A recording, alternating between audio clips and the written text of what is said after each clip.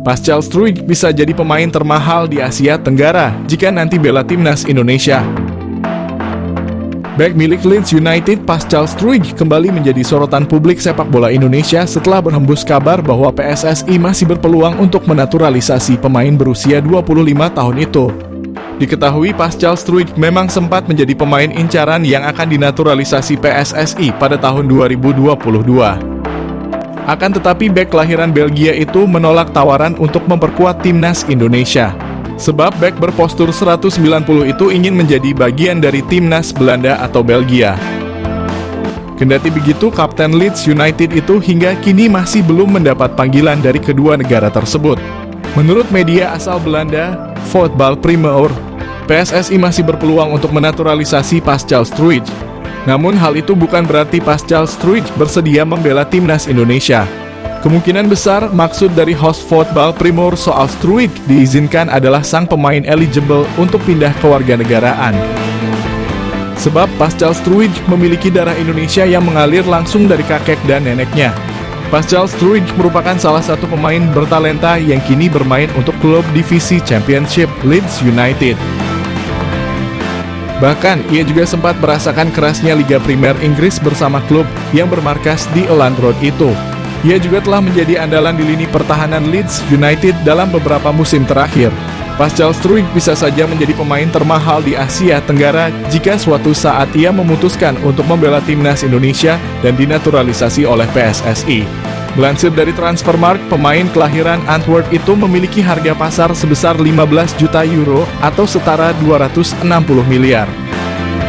Meskipun belum ada kejelasan apakah PSSI ingin naturalisasi Pascal Struijk atau tidak, tapi banyak publik sepak bola Indonesia yang berharap agar PSSI bisa menaturalisasi bek Leeds United itu di masa mendatang.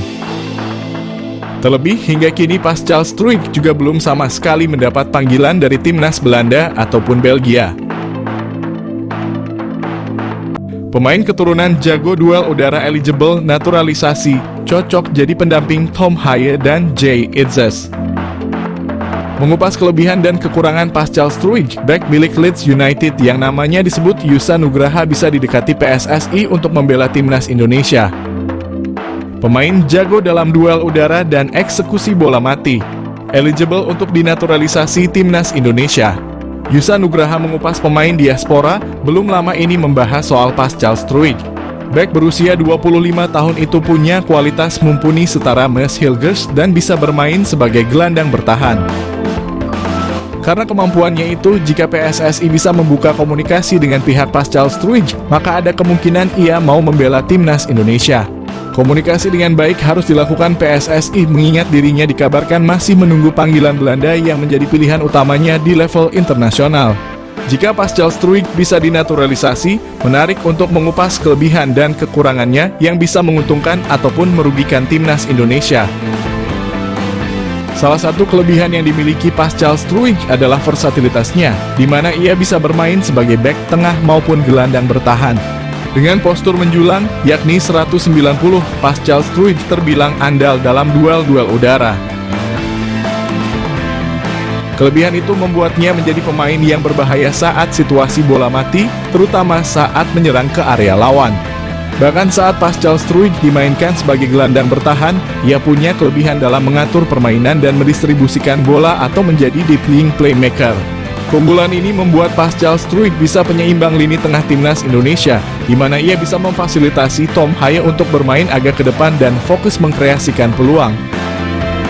Meski punya catatan apik sebagai gelandang bertahan dan dalam duel udara, Pascal Struijk ternyata memiliki kelemahan-kelemahan tertentu saat bertahan. Pascal Struijk terbilang pasif dalam melakukan aksi bertahan jika dibandingkan dengan bek-bek lainnya. Mauro Zijlstra opsi pecahkan masalah timnas Indonesia.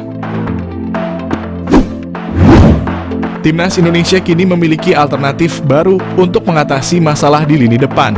Mauro Zijlstra merupakan pemain diaspora Indonesia yang kini berlaga di Belanda bersama Volendam U21. Teranyar, Mauro Zijlstra mengaku tengah mengurus proses naturalisasi bersama PSSI. Meski belum diketahui kapan bisa rampung, dia mengisyaratkan siap membela timnas Indonesia. Dengan kualitas dan statistik yang menjanjikan, Mauro bisa membantu memecahkan dua masalah utama timnas Indonesia. Masalah finishing cetak gol. Mauro Zylstra dengan postur tubuh yang ideal sangat layak diandalkan sebagai striker utama. Dengan postur jangkung, kemampuan dribble yang baik, tembakan akurat, dan keahlian mencari posisi, Mauro akan menjadi ancaman serius bagi pertahanan lawan. Masalah mental lini depan. Selain kemampuan teknis, Mauro juga memiliki mental yang kuat dan berani mengambil risiko. Keberanian ini terlihat dari keputusan kariernya seperti meninggalkan NEC Nijmegen untuk bergabung dengan Volendam demi peluang debut di tim senior.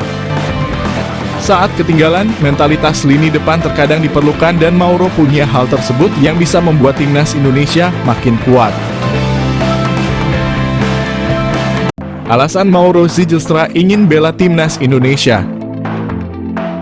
Pemain keturunan Indonesia di Belanda, Mauro Zylstra menjelaskan alasan dibalik keinginannya untuk memperkuat timnas Indonesia daripada Belanda.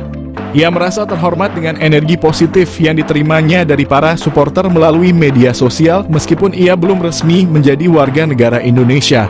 Mauro Zylstra memiliki garis keturunan dari neneknya yang pernah tinggal di Bandung dan ayahnya juga memiliki darah campuran Indonesia dan Belanda. Striker berusia 19 tahun itu juga merasa terkesan dengan atmosfer yang diciptakan oleh para supporter saat mendukung timnas Indonesia.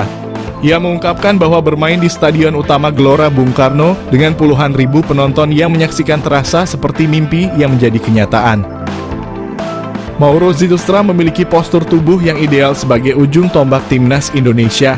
Selain itu, Mauro juga menunjukkan ketajaman yang mengesankan saat bermain sebagai gelandang serang. Dalam 9 pertandingan, ia berhasil mencetak 12 gol dan menyumbang 5 assist, menegaskan kemampuannya untuk menjadi pengatur serangan yang efektif. Belakangan ini, Mauro menjadi sorotan sebagai pemain keturunan yang akan dinaturalisasi untuk Indonesia, dan ia berpeluang menjadi pilihan yang tepat untuk mengisi posisi striker yang memerlukan peningkatan kekuatan. Jika pengecekan dokumen yang dilakukan PSSI berjalan lancar, kedatangan Mauro Zylstra ke Indonesia akan segera dilakukan. Nama baru tersebut akan dinaturalisasi untuk memperkuat timnas Indonesia. Proses naturalisasi timnas Indonesia. PSSI mengonfirmasi penerimaan data Mauro Zylstra. Lantas bagaimana dengan Kevin Dix? PSSI mengakui telah menerima data dari striker FC Volendam U21 Mauro Zylstra. Namun PSSI masih mempelajari dan belum akan menaturalisasi. PSSI mengonfirmasi bahwa mereka telah menerima informasi mengenai striker FC Volendam U21 Mauro Zylstra. Namun saat ini PSSI masih dalam proses kajian dan belum berencana untuk memproses naturalisasinya. Selain itu, PSSI juga terus mendorong naturalisasi untuk pemain lain, yaitu Kevin Dix. Pemain berusia 27 tahun ini adalah salah satu atlet keturunan yang berkualitas. Arya Sinulinga, anggota Exco PSSI, memberikan pernyataan terkait Kevin Dix. Ia menjelaskan bahwa sudah ada komunikasi, tetapi belum ada langkah untuk naturalisasi ke dalam timnas Indonesia. Kevin Dix merupakan salah satu pemain keturunan yang memiliki prestasi gemilang. Dia pernah bermain untuk klub-klub seperti Vitesse, Fiorentina, Feyenoord, Empoli, dan FC Copenhagen. Pemain yang dilaporkan memiliki keturunan Ambon, Maluku ini juga telah meraih berbagai gelar juara, termasuk KNVB Cup. Dalam kompetisi Eropa, Kevin Dix memiliki pengalaman yang cukup baik, dengan total 17 penampilan di Liga Champions, 8 di kualifikasi Liga Champions, dan 12 di Europa League. PSSI telah menjalin komunikasi dengan Kevin Dix sejak beberapa waktu lalu, tepatnya pada akhir 2021 bersama Mes Hilgers. Namun hingga saat ini hanya Hilgers yang telah menyatakan kesediaannya untuk dinaturalisasi. Proses naturalisasi mesin gol timnas Indonesia tinggal menunggu waktu. Shin Tae-yong semeringah sambut oleh Romani.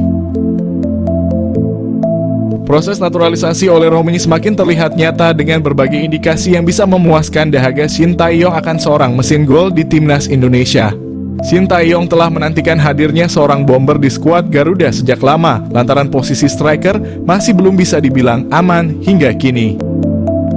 Sang pelatih asal Korea Selatan bahkan mendatangkan seorang pelatih striker dari negeri asalnya, Yeom Ki-hun, pada Agustus 2024. Timnas Indonesia memerlukan kualitas yang lebih baik untuk putaran kualifikasi Piala Dunia Zona Asia, dan striker adalah salah satu departemen yang mendesak untuk segera ditingkatkan.